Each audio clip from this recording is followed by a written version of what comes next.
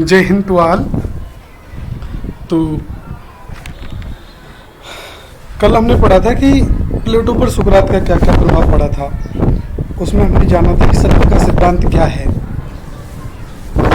ज्ञान का सिद्धांत क्या है, ज्ञान और सदाचार की एक रूपता का मतलब क्या है, और प्लेटो ने जनतंत्र की निंदा क्यों की, और निर्लिप्त बुद्धि द्वारा शासन का समर्थन और द्वंद्वात्मक पद्धति। अब हम आज इसका दूसरा टॉपिक पढ़ेंगे, जिसमें हम अध्ययन करेंगे कि प्लेटो का जो मुख्य ग्रंथ है रिपब्लिक, उसमें क्या क्या है, यानी उसका प्रतिपाद्य विषय क्या क्या है। तो आइए देखते हैं। उसमें सबसे पहले ये कहा गया है कि श्रेय अथवा शुभ क्या है।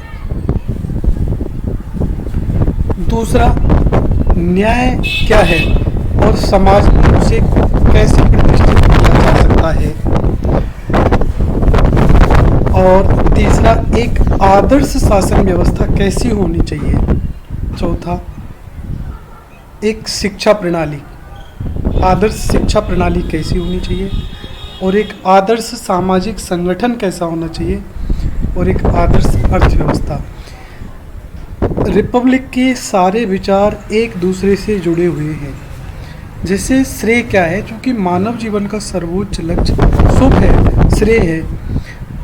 उसके बाद वो श्रेय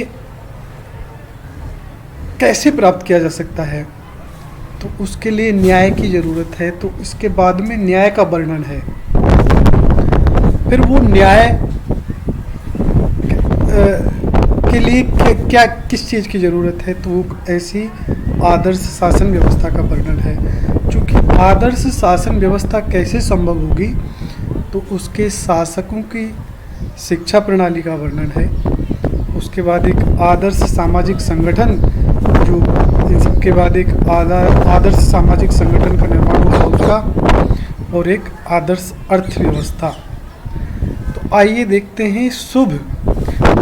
जैसा कि प्लेटो में क्या है कि प्लेटो की शुरुआत सबसे पहले इस आधारभूत और दार्शनिक प्रश्न से होती है कि श्रेय अथवा शुभ क्या है और एक मनुष्य उसे कैसे प्राप्त कर सकता है। तो आइए देखते हैं। ये श्रेय चूंकि मानव जीवन का लक्ष्य होता है, श्रेय मतलब ज्ञान का मार्ग। और आगे बताया भी कि श्रेय क्या है, श्रेय ज्ञान है। श्रेय या शुभ ज्ञान है। और ज्ञान कैसा, निरपेक्ष ज्ञान, जिसको निर्लिप्त और निर्मल बुद्धि के द्वारा प्राप्त किया जा सकता है। परंतु इस ज्ञान को व्यक्ति अकेले में या अकेले के प्रयास से प्राप्त नहीं कर सकता। इसलिए इसके लिए एक समुचित सामाजिक पर्यावरण की आवश्यकता है, यानी समाज का वातावरण भी वैसा ही होना चाहिए। अकेला व्यक्ति अगर सत्यवादी बनना चाहे बिना समाज के, तो ये संभव नहीं है। इसलिए पूरा समाज ही ऐसा होना चाहिए। एक सदाचारी जीवन कैसे समाज में संभव होगा, तो समाज होगा न्यायपूर्ण समाज। तो अब देखिए, श्रेय या शुभ जो सबसे पहला उसने आधारभूत, उसके दर्शन की शुरुआत ही इस प्रश्न से है कि श्रेय या शुभ क्या है। तो और श्रेय या शुभ क्या है, इसकी शुरुआत इस प्रश्न से है, क्योंकि मानव जीवन का लक्ष्य ही श्रेय की प्राप्ति है। और फिर उसका उत्तर देते हुए वो कहता है कि श्रेय ज्ञान है, और वो ज्ञान कैसा है, वो निरपेक्ष ज्ञान है, जिसको निर्लिप्त निर्मल बुद्धि से प्राप्त किया जा सकता है। लेकिन उस ज्ञान को केवल अकेले के प्रयास से प्राप्त नहीं किया जा सकता, उसके लिए समुचित सामाजिक पर्यावरण की आवश्यकता होती है। तो वो सामाजिक पर्यावरण कैसा, उसका कहने का मतलब वो समाज न्यायपूर्ण समाज होना चाहिए, और उस न्यायपूर्ण समाज में ही एक सदाचारी व्यक्ति जीवन व्यतीत कर सकता है। तो आइए देखते हैं। फिर ये प्रश्न उठता है कि न्याय क्या है और समाज में उसे कैसे प्रतिष्ठित किया जा सकता है। तो न्याय तो प्लेटो के लिए इतना महत्वपूर्ण था कि प्लेटो के ग्रंथ को ही, उसका दूसरा नाम ही न्याय से संबंधित कहा गया, कंसर्निंग जस्टिस। तो फिर उसने कहा कि न्यायशील व्यक्ति वही है जो अपने प्रकृतिस्थ गुणों के अनुकूल आचरण करता हो। इसका मतलब यह है कि प्लेटो ने व्यक्ति की मनोवैज्ञानिक विश्लेषण किया कि व्यक्ति के अंदर 3 प्रकार के गुण पाए जाते हैं और जिस व्यक्ति में जिस गुण की प्रधानता होती है वह उस गुण के अनुरूप आचरण करेगा तो वास्तव में वो न्यायशील व्यक्ति है। कहा भी है कि एक न्यायपूर्ण व्यक्ति वही है जो अपनी प्रकृतिस्थ गुणों के अनुकूल आचरण करता हो और जिस समाज में न्यायपूर्ण व्यक्ति रहेंगे उस सारा समाज ही न्यायपूर्ण हो जाएगा। तो आगे लिखा है कि एक न्यायपूर्ण राज्य वही होगा जिसमें व्यक्ति अपने कर्तव्यों को पूरा करे। तो उसने न्यायपूर्ण व्यक्ति की अवधारणा देते हुए उसके मनोवैज्ञानिक विश्लेषण किया। उसने कहा कि व्यक्ति में 3 गुण पाए जाते हैं, विवेक, साहस और संयम। जिसमें विवेक गुण प्रधान है वो दार्शनिक शासक होंगे, जिसमें साहस गुण प्रधान है वो रक्षा करने वाले सैनिक बनेंगे और जिसमें संयम गुण की प्रधानता है तो वो व्यापारी वर्ग होगा। और इस प्रकार से ये करने के बाद प्लेटो ने फिर न्याय की अवधारणा 2 स्तरों पर दिखाई देती है। एक व्यक्तिगत स्तर पर मतलब है कि व्यक्ति अपने प्रकृतिस्थ गुणों के अनुकूल आचरण करे और सामाजिक स्तर का मतलब है कि एक समाज में सभी व्यक्ति अपने अपने वर्ग में काम करें। यानी जब एक न्यायपूर्ण समाज वो होगा जिसमें व्यक्ति अपने अपने गुणों के अनुकूल आचरण करेंगे। अब आइए आगे प्रश्न उठता है कि न्याय के लिए क्या जरूरी है। जैसे हमने कहा था कि न्याय कब कहाँ संभव है। एक उसके लिए समुचित सामाजिक पर्यावरण की आवश्यकता है, क्योंकि न्याय अकेले में संभव नहीं है, उसके लिए समुचित सामाजिक पर्यावरण की आवश्यकता है। तो सामाजिक पर्यावरण सबसे महत्वपूर्ण स्थान किसका है? शासन व्यवस्था का, क्योंकि राज्य का मूलाधार शासन व्यवस्था है। तो अब शासन व्यवस्था पर प्लेटो विचार करता है कि प्लेटो उस न्याय की खोज, प्लेटो के न्याय की खोज उसे उस आदर्श शासन प्रणाली का चित्र अंकित करने के लिए प्रेरित करती है। और वो आगे कहता है कि सर्वश्रेष्ठ राज्य वह है जिसमें शासन सत्ता ऐसे लोगों के हाथ में हो जिन्होंने निरपेक्ष ज्ञान प्राप्त कर लिया हो, जिनकी बुद्धि सर्वथा निर्लिप्त हो, जिन्होंने अपने स्वार्थ और वासनाओं को पूर्ण संयमित कर लिया हो। तो आदर्श शासन व्यवस्था का चित्र अंकित किया न्याय की खोज में, क्योंकि एक सदाचारी जीवन, एक शुभ की प्राप्ति कहाँ हो सकती है? न्यायपूर्ण समाज में। तो न्यायपूर्ण समाज केवल एक व्यक्ति नहीं बना सकता, उसके समुचित सामाजिक पर्यावरण की आवश्यकता है। और समुचित सामाजिक पर्यावरण का मतलब है कि शासन व्यवस्था कैसी है। एक समाज, एक पूरे राष्ट्र, उसकी शासन व्यवस्था उसका मूलाधार होती है। अतः प्लेटो न्याय के द्वारा उस आदर्श शासन प्रणाली का चित्र अंकित करता है और उस आदर्श शासन प्रणाली में शासन उसके हाथ में होगा जो विवेकवान है, अर्थात जिसने निरपेक्ष ज्ञान को प्राप्त कर लिया है। और समाज के अलग अलग वर्ग अपने अपने कार्यों को करेंगे। हाँ, अब ये कैसे संभव होगा? आदर्श शासक कैसे बनेंगे? इसके लिए प्लेटो कहता है कि एक आदर्श शिक्षा प्रणाली भी होनी चाहिए। क्योंकि प्लेटो ने शिक्षा प्रणाली के बारे में इतना बेहतर ढंग से लिखा है कि रूसो ने तो कहा, उस शिक्षा पर लिखा गया सबसे अच्छा ग्रंथ कहा रिपब्लिक को, रूसो ने ऐसा कहा।